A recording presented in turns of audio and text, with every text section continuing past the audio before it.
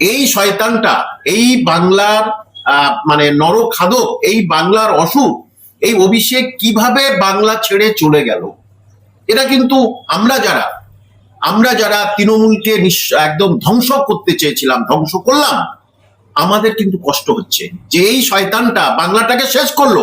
এই শয়তান কিভাবে এখান থেকে চলে যাচ্ছে।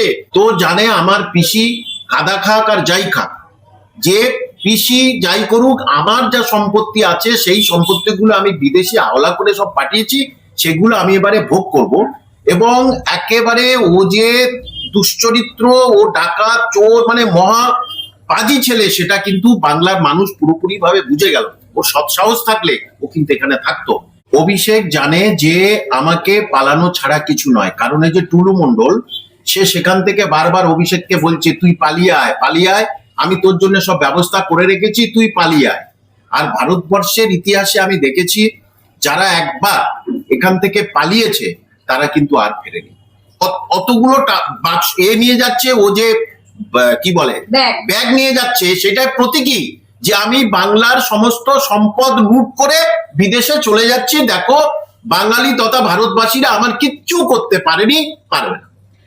সাধারণ মানুষ ওই প্রশ্নটা করছে, বিচার ব্যবস্থা কি কোথাও আক্রান্ত হয়ে পড়লো? দেখুন, মানুষ কিন্তু বিচার ব্যবস্থার প্রতি আর ভরসা রাখতে পারছে না।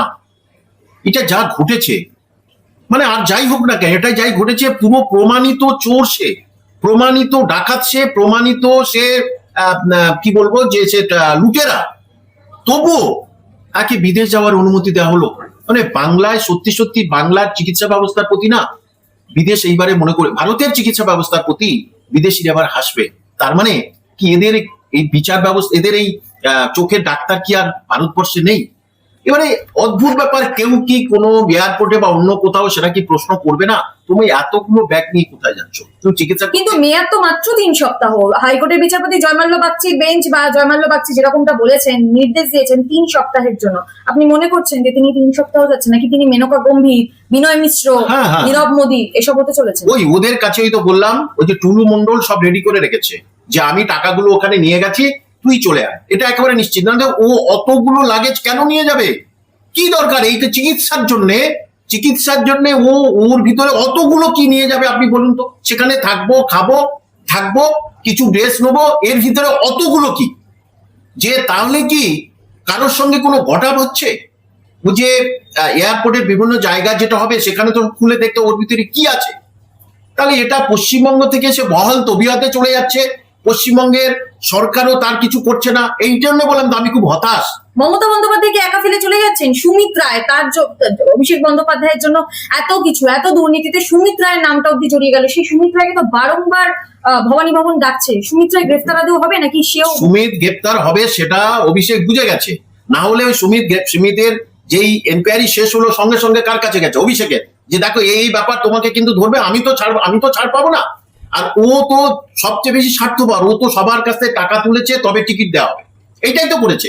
আমি তো আবার বলছি, ওই তো আমাকে বলেছিল মাদ্রাস সার্ভিস কমিশনের চেয়ারম্যান করে দেবো, 12 কোটি টাকা দাও, 12 কোটি টাকা দাও। আমাকে তো ওই শয়তান নিজে বলেছিল, ওই শয়তান নিজে ডেকে আমাকে বলেছিল 12 কোটি টাকা দাও, তোমাকে মাদ্রাস সার্ভিস কমিশন চেয়ারম্যান করে দেবো। তাহলে যারা যারা টাকা পয়সা দিয়েছে তারা টিকিট পেয়েছে, বিভিন্নভাবে টিকিট পেয়েছে। তাহলে এ জানে এর জেল যাত্রা অবধারিত, কিন্তু কোন কারণে ভারত ছেড়ে চলে যাচ্ছে তাকে একদিনও এই সরকার জেলের হাজতে দিতে পারলো না। এইটাই আমাদের বাঙালিদের কাছে খুব কষ্ট হচ্ছে শুনে। যারা মমতা ব্যানার্জিকে উৎখাত করার চেষ্টা করেছে, তার মধ্যে আমি ছিলাম, আর আমাদের তো কষ্ট হওয়ারই কথা। যে শয়তানটা বাংলাটাকে শ্মশান করে দিল, আর সেই শয়তানটা বহাল তবিয়তে মাথা উঁচু করে বাংলা এবং ভারত ছাড়ছে, এটা কষ্ট হবে না? সাধারণ মানুষের তো তখন বিচার ব্যবস্থার প্রতি বিরাট জিজ্ঞাসার চিহ্ন এসে যাবে, যে তাহলে যদি না আসে, যদি পালিয়ে যায়, তাহলে তো সবাই আঙুল তুলবে সুপ্রিম কোর্টের দিকে। স্যার, একেবারেই অন্য প্রসঙ্গ, সেটা হচ্ছে যে সিদ্দিকুল্লাহ চৌধুরী, তিনি জেল ভরো মিছিলের ডাক দিচ্ছেন 750 লোককে নিয়ে। কি বলবেন? এর আগেও আমরা দেখতে পেয়েছিলাম 1 কোটি লোককে নিয়ে এয়ারপোর্টের ওখানে যে মসজিদ রয়েছে, বাকরা মসজিদ, সেখানে নামাজ পড়া নিয়ে ডাক দিয়েছিলেন। এবারে তিনি এটা ডাক দিলেন। দেখুন, ওখানে নামাজ পড়ে বলে 1 কোটি আমি জোগাড় করবো, 100 জন যায়নি। আর তারপরে শুভেন্দু অধিকারীর পুলিশের লাঠি দেখে কিন্তু পকার পার হয়ে গেছিল। এবারে একটি প্রশ্ন, যে এইসব সিদ্দিকুল্লাহ চৌধুরী মাদ্রাসার প্রোডাক্ট, বুঝলেন তো, এই মাদ্রাসার প্রোডাক্টদের মাথায় এইরকমই থাকবে, গোবর গোবর ভরা থাকবে। এই সিদ্দিকুল্লাহ চৌধুরীর আবার কি থাকবে? এই যে দমদম এয়ারপোর্টের ভিতরে যে মাদ্রাসা, সেই যে মসজিদ, সেই মসজিদে সারাদিন 5 ওয়াক্ত নামাজে সর্বসাকুল্যে 40-50 জন নামাজ পড়তে যায়। সেইটা নিরাপত্তা বেশি না প্রতিদিন 70-80 হাজার মানুষ এয়ারপোর্টে যায় আসে, তাদের নিরাপত্তা বেশি? তাহলে দেশে নিরাপত্তা থাকলে তবে তো তুমি ওখানে নামাজ পড়তে যেতে পারবে, এটা তো পরিষ্কার। তাহলে দেশের নিরাপত্তাটা তো আগে। আমি এই মূর্খ সিদ্দিকুল্লাহ চৌধুরী তত ওই রকম ধরনের মাদ্রাসা মাথামোটা প্রোডাক্টের একটি কথা বলছি। বিশ্বের সবচেয়ে বেশি মুসলমান আছে ইন্দোনেশিয়ায়, সেখানে 28 কোটি মুসলমান আছে। সেই ইন্দোনেশিয়ার জাকার্তা বিমানবন্দরে, ইন্টারন্যাশনাল বিমানবন্দরে 3য়তম সম্প্রসারণের সময় মসজিদটা পড়ে যাবে। তখনই তারা সেই মসজিদটাকে অন্য জায়গায় সরিয়ে নিয়ে গেল। বিশ্বের সবচেয়ে বেশি মুসলমান দেশ, মুসলিম যেখানে, তারা এটা করতে পারে। কারণ কি? তারা সদ্বুদ্ধি সম্পন্ন। জেলায় জেলায় বিচারপতি নিয়োগ করতে হবে, ট্রাইব্যুনাল, তিনি নানান রকম। ট্রাইব্যুনাল তো বলেনি, ট্রাইব্যুনাল বলেছে। ট্রাইব্যুনাল বানানটা করতে বলুন দেখি। আপনি গিয়ে শুধু ধরুন ট্রাইব্যুনাল বানানটা কি আপনি আমাকে বলুন। জেলায় জেলায় বিচারপতি নিয়োগ, সেটা মুর্শিদাবাদে তো হয়েছে, আমরা দেখেছি কিভাবে বিচারপতিরা মার খেয়েছে, কিভাবে তাদেরকে এই সিদ্দিকুল্লাহ চৌধুরীর মতো এক শ্রেণীর মানুষ এদেরকে লেলিয়ে দিয়েছিল, বিচারপতিদের উপর আক্রমণ করা হয়েছিল। বিচারপতি কি সিদ্দিকুল্লাহ চৌধুরী আর ওর এই মাদ্রাসার পাঠক পাঠিকাদের মতো যেখানে সেখানে ছড়িয়ে ছিটিয়ে থাকবে? বিচারপতিদের সম্মান আছে, তাদের সিকিউরিটি আছে, তারা নির্দিষ্ট জায়গায় থাকবে যাবে। তুমি পেপার দেখাতে পারোনি, তুমি থাকবে না।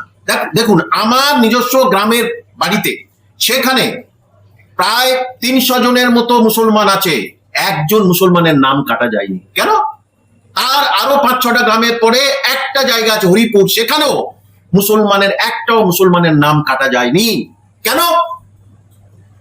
অর্থাৎ তারা সঠিক কাগজপত্র দিয়েছে, তাই তাদের নাম কাটা যায়নি। আমি কামাল হোসেন, আমার নাম কাটা যায়নি। কেন যায়নি? আমি সঠিক পদ্ধতিতে করেছি, সবকিছু জমা দিয়েছি। অর্থাৎ ওই সিদ্দিকুল্লাহ চৌধুরী যাদের নিয়ে হাল্লা করে, ওই বলছে আমি সারা কলকাতায় কি করে হল্লা করব, একবার করে দেখুক না, মেরুদণ্ড সব ভেঙে দেবে এই শুভেন্দু অধিকারীর লাঠি। সেটা এখনো বুঝে উঠতে পারেনি, ওই শেষ লাঠি খাবে আর একেবারে কবরের ভিতরে গিয়ে চলে যাবে।